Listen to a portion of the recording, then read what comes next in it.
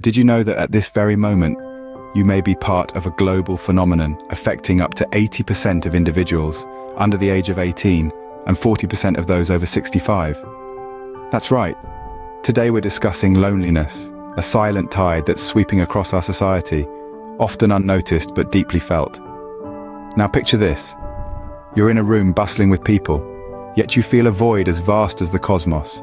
That's the paradox of loneliness. It isn't about being physically alone, it's about feeling alone, regardless of how many people surround you.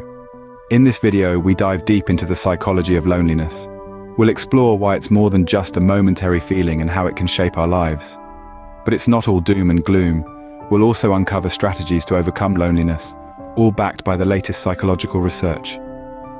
Loneliness isn't just a state of mind. It's a condition that psychologists have studied extensively. It's a complex cocktail of emotions that can include boredom, self-pity, sadness, and even shame. But what sparks this feeling? And more importantly, how can we extinguish it? Remember, it's okay to admit feeling lonely. It's a universal experience, but one that we often struggle to acknowledge or discuss openly. The latest research shows that loneliness can be chronic, persisting over many years, or transient, arising from specific situations. Understanding these distinctions is vital in tackling the loneliness epidemic. Think back to the last time you felt lonely. Was it after relocating to a new city, or perhaps during a challenging period in your life? Remember, you're not alone in this. Loneliness is a shared human experience, and it's high time we start addressing it. Psychologists suggest several key strategies to combat loneliness, such as engaging in meaningful social activities, fostering quality relationships, and challenging the negative thoughts that fuel feelings of isolation.